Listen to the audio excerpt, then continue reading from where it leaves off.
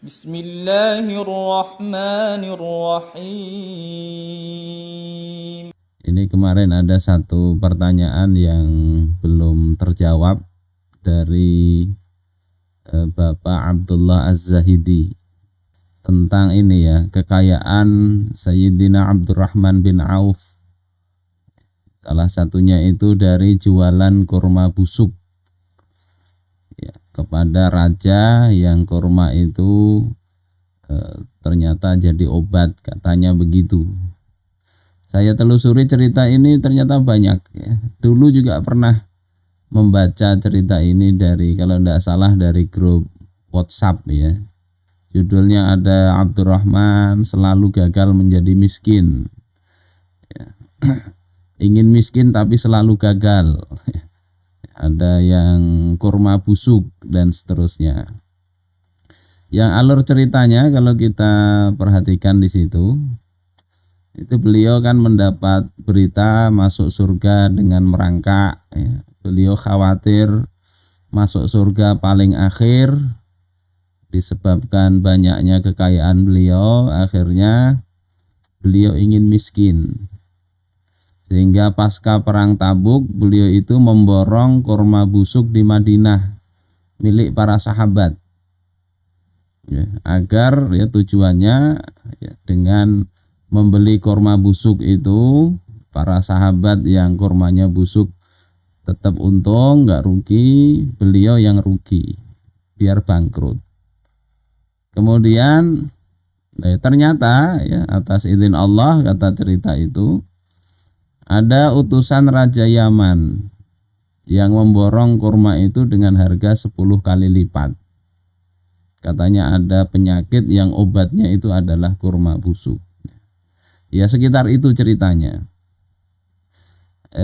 Bagaimana sih sebetulnya cerita ini? Kita cari-cari literatur yang bahasa Arab ya. Kalau bahasa Indonesia banyak itu tidak jelas sumbernya. Jadi cuma ada ceritanya, tidak ada ini ngambil ceritanya dari mana. Walaupun ya tadi banyak yang bercerita begitu, nggak ada rujukannya.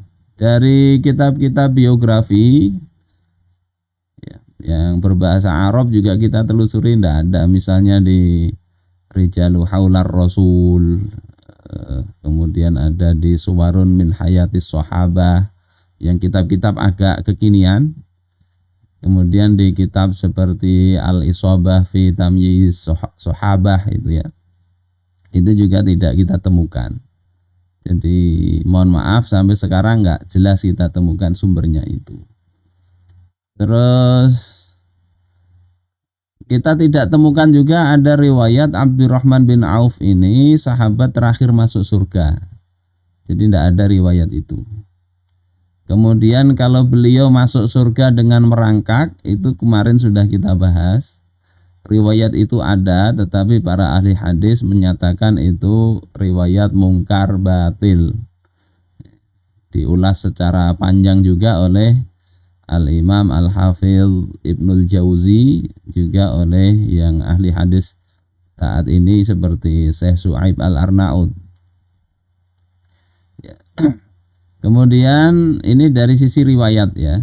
Jadi kalau tadi ada runutan ceritanya, mulainya memang dari riwayat yang tidak sahih itu. Kemudian juga dari sisi logis, ini tidak logis riwayat itu. Kenapa? Perang Tabuk itu terjadi saat paceklik. Ada pasukan yang dibawa Rasul itu dikenal dengan Jaisul Usrah. Jais, tentara, Usrah artinya kesulitan. Jadi kurang, perbekalannya kurang. Kok bisa-bisanya sahabat menimbun emas punya kurma yang banyak di Madinah sehingga sampai busuk. Jadi ini dari sisi tarikhnya kurang tepat sepertinya begitu. Terus kok ya tega-teganya juga sahabat menjual dengan harga yang normal. Biasanya kalau kurma busuk itu kan ya sudah diberikan saja, tidak usah dibeli. Sementara kita lihati para sahabat itu Apa mereka itu perhatian betul ke sahabat yang lain, tidak mau menjual sesuatu yang nggak bisa dimanfaatkan. Dari sisi fikih juga begitu. Membeli biji korma misalnya bukan untuk dimakan tidak boleh. Bikin beli apel ya. Yang dibeli ini sekedar untuk baunya saja dicium, itu dalam fikih Syafi'i juga tidak boleh begitu. Sehingga ini memang bermasalah dari sisi baik riwayat maupun logisnya begitu. Terlebih lagi kita lihat dalam banyak riwayat itu harta beliau itu tidak membuat mudarat bagi beliau. Makanya beliau termasuk 10 di antara sahabat yang dijamin masuk surga. Ya. Hartanya didoakan keberkahan oleh Rasulullah Sallallahu Alaihi Wasallam. Jadi bukan harta yang kemudian membuat beliau berat, enggak. Dan beliau ini juga pernah mengimami baginda Rasulullah Sallallahu Alaihi Wasallam di perang Tabuk juga. Misalnya dinyatakan oleh Imam Ibnul Jauzi di dalam Kashful Mushkil, ya, bahwasanya Abdurrahman bin Auf itu beliau pernah ya sholat ya yang dimana Rasulullah itu sholat di belakang beliau. Ceritanya Rasulullah itu sedang buang air waktu sholat subuh. Ya, saat sholat subuh beliau cari tempat yang ternyata agak jauh. Sementara waktu subuh itu sudah ya, sahabat sudah lama menunggu.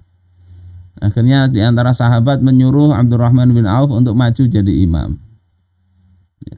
Ternyata saat dapat 1 rakaat Rasulullah datang. Kemudian ikut bermakmum kepada Sayyidina Abdurrahman bin Auf. Ketika selesai 1 rakaat Rasulullah berdiri. Kemudian sahabat pada heboh. Itu Rasulullah jadi makmum. Maka kemudian setelah salam Rasulullah mengatakan ahsantum, bagus, kalian bagus, jadi tidak apa-apa begitu. Kalau Sayyidina Abu Bakar pernah juga mengimami Rasulullah, tetapi Rasulullah kemudian Abu Bakar mundur, Rasulullah maju jadi imam. Nah itu dijelasin oleh Imam An-Nawawi karena kondisinya pada saat Abu Bakar itu beliau sedang ruku ya. Kemudian Rasulullah mengatakan juga dalam hadis diriwayatkan dari Imam Ibnul Jauzi ini di dalam Kashful Mushkil, maqubidha nabiyyun hatta yusalli khalfa rajulin sholihin min ummati. Tidaklah seorang nabi akan diwafatkan oleh Allah Ta'ala hingga dia sholat di belakang seorang lelaki sholih dari kalangan umatnya. Jadi ini Imam Ibnul Jauzi menegaskan ya Abdurrahman bin Auf ini sahabat mulia ya, sehingga riwayat-riwayat yang menunjukkan beliau seolah-olah masuk surga merangkak, terakhir masuk surga dan sebagainya itu tidak tepat secara sanad maupun juga secara isi atau dirayah hadis tersebut. Terus bagaimana dengan harta yang banyak itu? Kalau harta lebih banyak mungkin Nabi Sulaiman yang lebih belakangan masuk surga. Tetapi Allah Subhanahu wa Ta'ala itu sari'ul hisab. Allah itu sangat cepat penghitungannya. Jadi harta sebanyak apapun bagi Allah ya sekelebatan aja menghitung itu. Yang kedua, hitungan harta itu berat atau tidak itu bukan dikarenakan dari sisi banyak atau tidaknya. Sayyidina Abdurrahman bin Auf walaupun hartanya banyak, beliau itu orangnya wara'. Sangat hati-hati di dalam mengambil harta. Sehingga yang samar-samar, apalagi yang haram itu beliau tinggalkan. Beliau sudah menghitung harta itu. Sudah menghisab di dunia. Jadi insya Allah ya apalagi sudah dijamin Rasulullah enggak lambat-lambat hisab itu. Sementara harta walaupun sedikit, kalau itu sumbernya haram, kalau itu ada hak orang lain, walaupun sedikit itu bakalan berat di akhirat. Jadi bukan masalah sekedar banyak ndaknya, tapi dari mana, bagaimana cara memperolehnya. Jadi jangan mentang-mentang miskin kemudian wah berharap urusan harta selamat. Enggak mesti. Kalaupun miskin pernah ngambil coklat misalnya tanpa bayar ya, di supermarket misalnya masukkan tas ya. Atau walaupun miskin misalnya pernah mengambil ya harta orang lain tanpa izin, itu nanti di akhirat bakalan berat. Atau harta syubhat, nanti kan ngitungnya susah itu.